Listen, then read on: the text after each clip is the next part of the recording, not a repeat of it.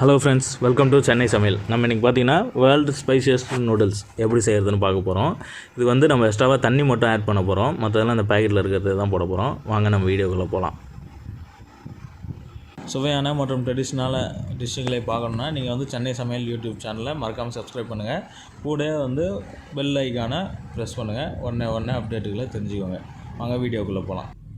முதல்ல பார்த்தீங்கன்னா இது பேக்கெட்டு ஃப்ரண்ட் இதுதான் வந்து இந்த நூடுல்ஸ் பேக்கெட். இது நம்ம ஆன்லைனில் வந்து ஆர்டர் பண்ணலாம். அமேசானில் கிடைக்கிது. இது வந்து கொஞ்சம் காஸ்ட்லி தான். இது வந்து பின்னாடி எப்படி செய்கிறதுன்னு இன்க்ரீடியன்ட்ஸ் என்னென்னலாம் இருக்குதுன்னு பார்த்துக்கலாம். குக்கிங் டைரெக்ஷன்ஸும் எப்படின்ட்டு போட்டிருக்கான். இதை பிரித்து நம்ம உள்ளே என்ன இருக்குதுன்னு பார்ப்போம். பார்த்திங்கன்னா ஒரு நூடுல்ஸ் கேக் இருக்குது. பார்த்திங்கன்னா நம்ம சாதாரணமாக நூடுல்ஸ் மேகி நூடுல்ஸ்லாம் செய்வோம். பார்த்திங்கன்னா அந்த மாதிரி தான் இருக்குது. இதுவும் அது கூட வந்து மசாலாஸ் வச்சுருக்கான். இது வந்து ஒரு பேக்கெட்டு. இது வந்து இன்னொன்று இந்த பவுட்ரு மேலே இருக்கிறது வந்து லிக்விடு மாதிரி இருக்குது, சாஸ் மாதிரி இருக்குது. இதில் எல்லாத்தையும் தான் ஆட் பண்ண போகிறோம். நம்ம வந்து 600 ml தண்ணி ஊற்றணும். அந்த ஒரு பேக்கெட்டுக்கு தண்ணி ஊற்றியாச்சு. தண்ணி வந்து நம்ம நல்லா ஹீட் பண்ணிக்கலாம். இதுக்கு உப்பு நீங்கள் எதுவுமே ஆட் பண்ண தேவையில்ல. தண்ணி 600 ml போட போகிறோம். தண்ணி நல்லா ஹீட் ஆகிடுச்சு. இப்போ அந்த நூடுல்ஸ் கேக் இருக்குது பார்த்திங்களா, அதை வந்து நம்ம போட்டுடலாம். போட்டுட்டு நீங்கள் எதுவும் உடச்சிலாம் விட தேவையில்ல, அதுவே வந்துடும். கரெக்டாக ஒரு 8 நிமிஷம் பார்த்திங்கன்னா நல்லா வந்திருக்கு பாருங்கள். இப்படியே வந்து வந்துடும். நீங்கள் லைட்டாக மிக்ஸ் பண்ணி விட்டிங்கன்னா தெரியும். இதில் வந்து காரம் எதுவுமே கிடையாது. உப்பு நீங்கள் எதுவுமே ஆட் பண்ண தேவையில்ல. எல்லாமே பேக்கெட்லேயே கொடுத்துருக்கான். அதை மட்டும் போட்டாலே போதும். இது ரொம்ப அந்த அல்சர் ப்ராப்ளம் இருக்கலாம் வந்து இதை ட்ரை பண்ணி பார்க்க வேணாம்.